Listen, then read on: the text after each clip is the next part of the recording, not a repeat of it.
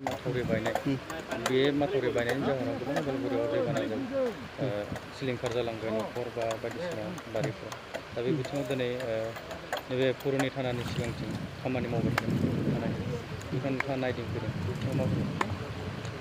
गिबियावनो आङो नैबे पुरानि थाना बालिगुरि आरो नैबे मावरियापारा बुहराबारि गामिनि बर' आरो गुबुन गुबुन माहारि जयै रायजो जादों बिथांमोना आरो बिथांमोनखौ साबायखर बावदों।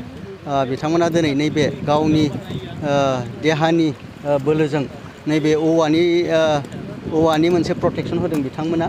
बे प्रटेक्सनजों बिथांमोना नाजादों नैबे गामि आरो उदालगुरि बासायनो। बिनि थाखाय बे अन्थाव बाथाव आरो जि गोसोनि बोलोजों खामानि मावो बिनि थाखाय रोजा रोजा साबायखर बावदों। आरो बिथांमोननि नाजानाय मथे जुदि दैया सानजा फारसे नैबे बेजों जुदि बोहैबाय थानाया खम जायोब्ला दा जिखिनि उदालगुरिनि सानजा फारसे जि नैबे खान्थालगुरि बिनिफ्राय पुरानि थाना मावरियापारा जिखिनि खुरजादों बेयो एसेबाबो बासायगोन। दा बे खामानिखौ मावनायनि थाखाय बिथांमोनखौ साबायखर बावबाय। आरो जोङो मोनथिगौ बेखिनियानो साफिसियेन्ट नङा। बेवहाय सरकारा गोबां थाखानि गोबां रां बिबांनि बेवहाय गेदेर मोनसे प्रजेक्ट नांगोन नैबे गलन्दि जि बायनाय बेखौ होबथानो थाखाय।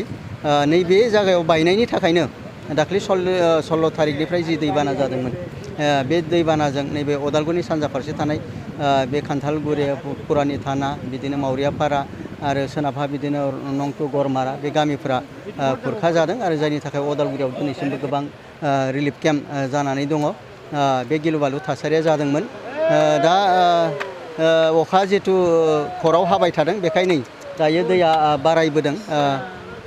बेयो गिख्रंथाव महर लादों आरो बेबायदिनो जाबाय थागोन। बेखायनो बेवहाय जों खावलायगोन बिटिआर सरकार आसाम सरकार बेवहाय थाबैनो वाटार रिसर्स डिपार्टमेन्टखौ लानानै बेयाव साइन्टिफिक सार्भे खालामनानै जाहाथे नैबे माथावरिखौ गोख्रों भाबै बानायो। बेयाव आरसिसि कनक्रिटनि माथावरि बेयाव नांगोन। रिसेन्टलि बेयावहाय जुदि सरकारा जिअ' बेगजों जुदि बालि थेनानै माथावरिखौ खोयोबा टेम्परारि बासायगोन आरो बिनिफ्रायनो पारमानेन्ट बेवहाय सलुसननि थाखाय नैबे उदालगुरि टाउन आरो बे सानजा फारसेनि गासै गामिफोरखौ बासायनो थाखाय बेयाव पारमानेन्ट जिथु मोनसे सलुसन नांगोन। पारमानेन्ट फ्लाड प्रब्लेमखौ सलुसन खालामनो थाखाय बेयाव जुदि प्रजेक्ट जोंनो नांगोन। बे प्रजेक्टखौ सरकारा थाबैनो जाहाथे बानायनानै होयो जों बेखौ मिजिंथिदों।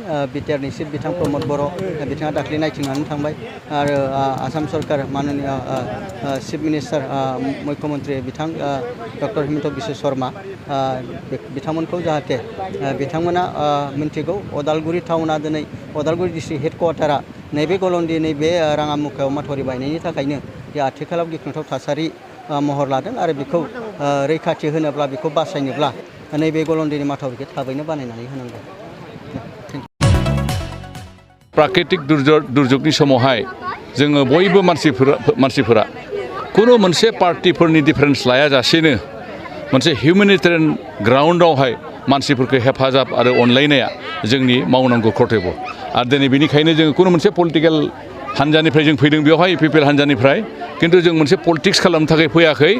जिहेतु जों बयबो मानसि, जोङो एबभ पलिटिक्स जों थानांगोन बे समावहाय। ओंखायनो जोङो बिसोरखौ जि हायो एसे एनै जोङो दिनै बन बिस्कुट बे जोंनि बे दुखुथिया मानसिफोरनि थाखाय बयनोबो होनानै जोङो बिथांमोननो एसे जोंनि अनसायनायखौ होनो सानदों। आरो बेवहाय बेनिखायनो दिनै जों बेयाव फैनाय जादों जोंनि इउपिपिएल हान्जानिफ्राय। आरो दिनै जोंनि प्रमद बर'नि दैदेननायाव बे बिटिआर ओनसोलनि जेसेबां ओनसोलावहाय दैबाना जादों जोंनि उदालगुरि डिस्ट्रिक्टआवहाय 50 लाख बिथाङा दाखालि डिसिनि गेजेरजों एनाउन्स खालामनानै गालांखाबाय।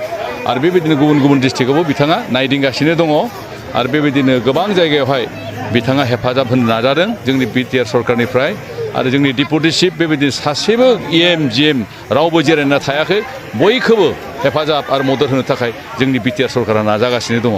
आरो जों सान्दों जुदि अखाफ्रा थाबैनो जुदि गारोब्ला बे समस्याया लासैनो जोबलांगोन। नाथाय अखाया फैबाय थायोब्ला हयथ' बिनि अबस्थाफ्रा बांसिन गाज्रिसिन जानो हागौ। बेसेबांसो मानसिफोरा दा रिलिफ केम्पआव दं बे उदालगुरि एरियायाव? टटेल रिलिफ केम्पनि इस्टिमेटआ आंनियाव बिनि हिसाब निकासखौ आं दिनै लानाय जायाखै। खिन्थु दिनै माजबाटआवबो दङ गोबां रिलिफ केम्प आरो रौतायाव दङ। खिन्थु बिनि गेजेरावहाय माजबाट आरो रौता बेफोरखौ दोनथ'नानै जोंनि उदालगुरि डिस्ट्रिक्टआव नैबे उदालगुरि टाउन ओनसोलावनो बांसिन रिलिफ केम्प दङ बेयाव। दा रिलिफ केम्पआव थानाय सुबुंफोरनि थाखाय मा मा जानाय राहाफोर खालामो? रिलिफ केम्पआव थानाय मानसिफोरनि थाखाय जोंनि बिटिआर सरकारनिफ्राय जेसे हायो बिथांमोननो जानाय लोंनायखौ कुनु दिन अभाब खालामनो नाजायाखै। बिथांमोननो दालि मैगं जि नांगौ बिथांखौनो होनाय जादों। थाव संख्रि गासैखौबो होजोबनाय जादों। आरो बिनि बादैबो जायफ्रा इच्छुक जायफ्रा हेफाजाब होनो गोसो गोनां बिथांमोनाबो फैयै फैयै बिथांमोननो फिथाइ सामथाइ दान होगासिनो दङ।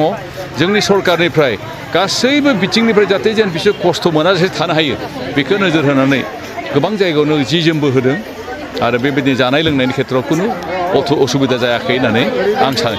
ओरैबायदि आबादारिफोर दङ माने एसेल' हा दा बिथांमोना हाबो खुरखाजाबाय न' बांबो बिथांमोना गैया जाबाय बेफोरनि थाखाय सरकारा माबाफोर राहा होगोन नामा? बे बेलायावहाय निश्चय जोंनि बिटिआर सरकारा सावरायगोन आरो बेखौ एजुकेटिभ काउन्सिलाव बिथांमोना डिसिसन लागोन। दायो बेवहाय खुनु मोनसे डिसिसन गैयालासेनो आं बुंथ'नो हानाय नङा। बेखौ हयथ' थारैनो जोंनि गभर्नमेन्टआ बेखौ सिन्था खालामगोन।